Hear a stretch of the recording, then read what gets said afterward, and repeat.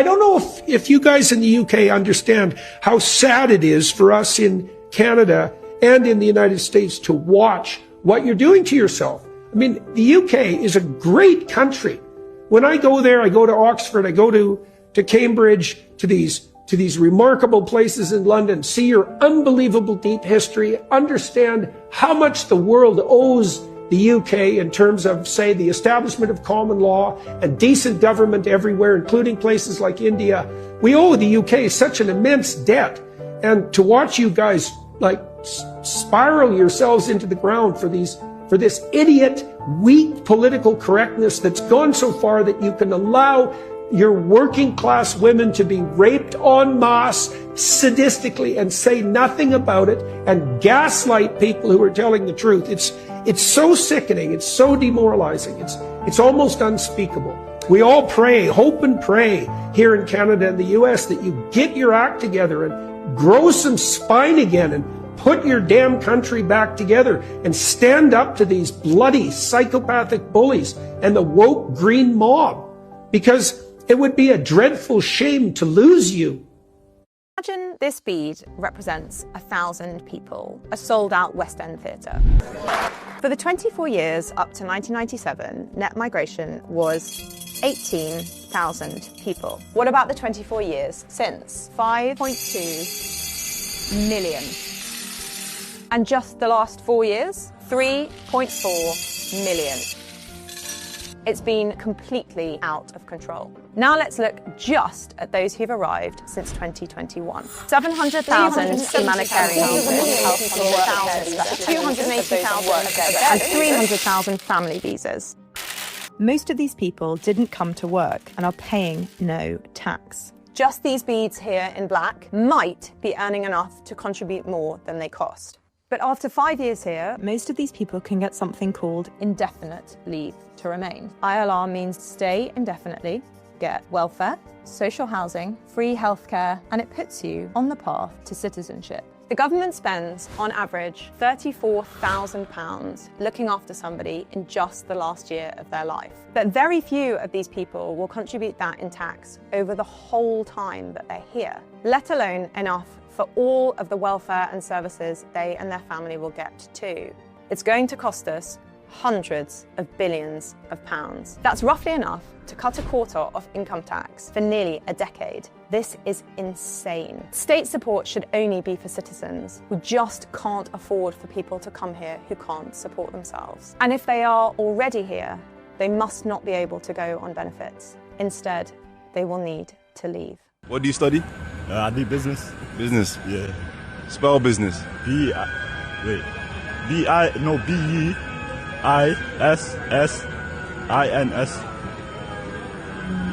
Business. Bro, am I tripping? A little bit, yeah. Next question is, what is the sum of 45 and 55? You add it together, innit? Yeah. 95. No, 94. 94, yeah, 94. That's 94. Are you good at maths? Yeah, I pass. And what's your morning routine like? I wake up, go toilet, piss, brush my teeth, and then go back into bed, and then wake up again. No, because I wake up late, innit? So I don't really sleep at night. Oh, okay. Why do you go back to sleep though? I don't know. Okay. What you be doing at night that you need to sleep again? I actually don't know, man. I'm jobless.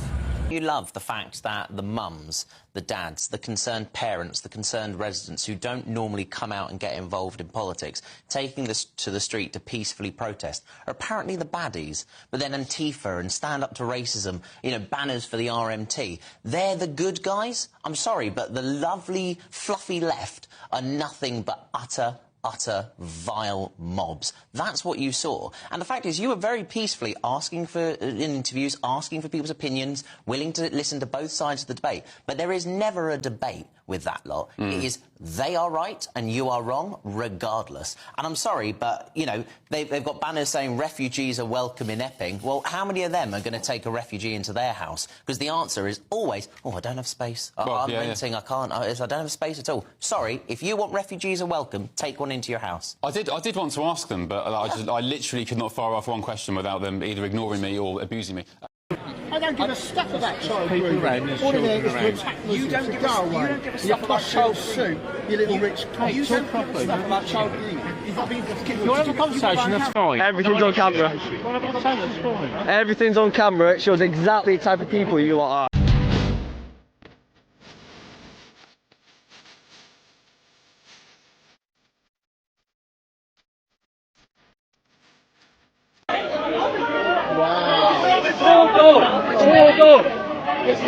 Hey, I'm no Nazi. This is the police appeasing the leftists again. Yeah, appeasing the communist leftists again.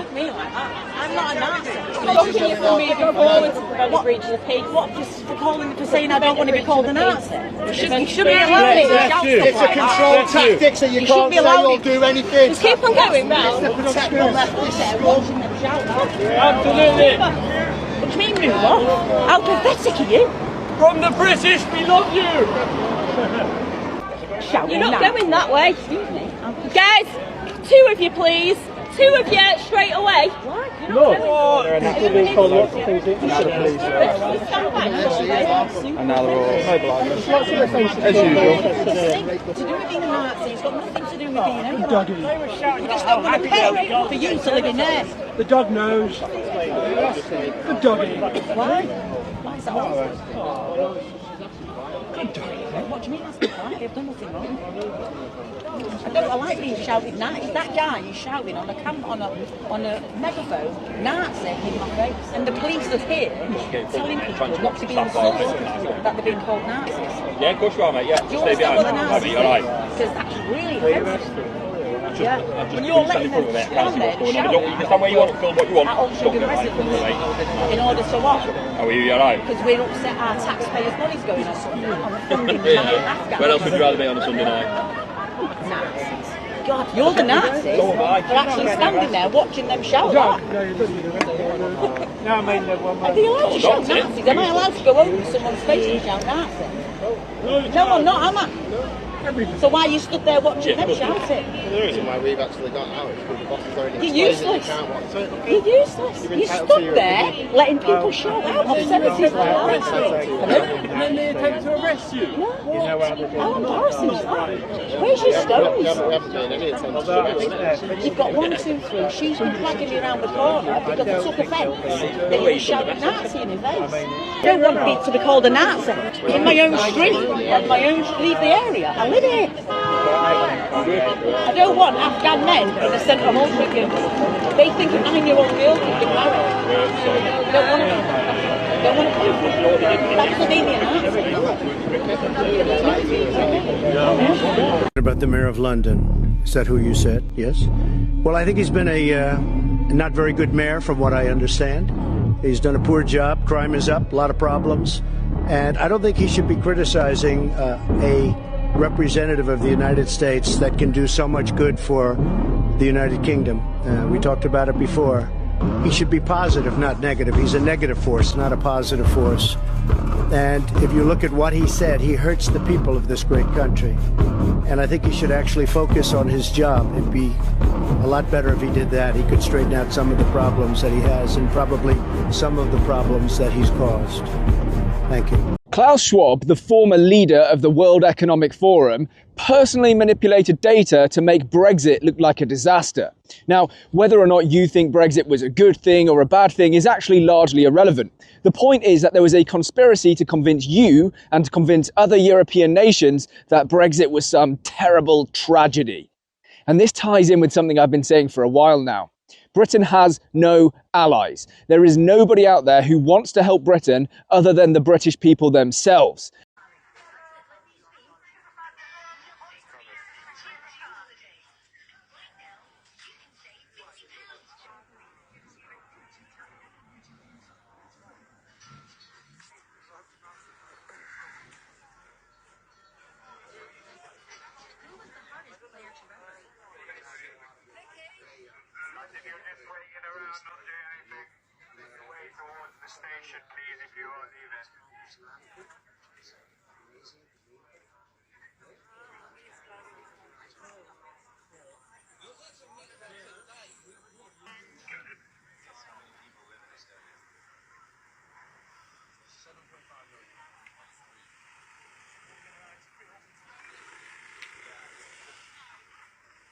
Oh, they covered the red. They covered the red. We know that statistics show that people from certain cultures and certain backgrounds Absolutely are not. far more No, likely that's absolutely to erroneous. commit crimes like you can't say no until assault he's finished the sentence. and sexual harassment. You We can't know lie. that. And if you care about women's safety, yes, of course, I'm as much of a feminist as anyone else, and I think domestic British men, but they don't go out and rape women 10 minutes after arriving in the country. Right, immediately. They come from backwards cultures. They have no right to be here. They should be deported as a bare minimum. And I think these people are absolutely right to be protesting. I'd be sick to death of it too. They're in every community up and down this country. We didn't want them here in the first place. And not only is it bad enough that we're funding these people to live in hotels, but they're also going out onto the streets and attacking innocent people. All right. Housing asylum seekers in hotels, and there were 6,000 more in just the first 3 months of this government, is spectacularly expensive. The Home Secretary's policy then is to make asylum decisions quickly, so any costs of the migrants she accepts can instead be hidden in the welfare system. The Home Office itself admits in its impact assessments that it has no idea how much her policy will cost in benefits claims and council housing bills. Mr. Speaker, will the Minister commit today to recording and publishing all these costs for migrants whose asylum claims she accepts? Minister.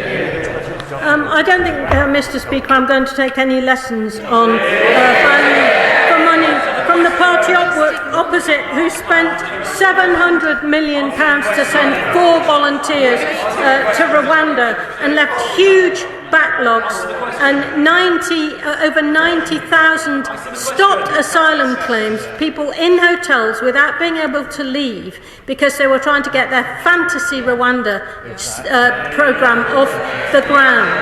Announcement this morning, a reform government with Nigel as Prime Minister will repeal this Online Safety Act. The reason is, of course, reform cares about the safety of children and young people. But this act will not improve their safety. It will be worse for their safety because those young people, they know how the internet works far better than the dinosaurs that drafted this bill. They're just going to go and use VPNs. What this bill and this act now does do, I'll tell you what it does. It plunges Britain into a China-style surveillance state. So what you've seen in this act is, number one, there's a Secretary of State who can unilaterally order Ofcom, the regulator, to change the rules about what you can and cannot see on social media. Is that what you want? And secondly, there's a really important part of the act that says that speech that is false, that causes, and I quote, non-trivial psychological harm is not just illegal, but social media companies have a legal obligation to proactively remove and censor that speech. We're already seeing the effects of this.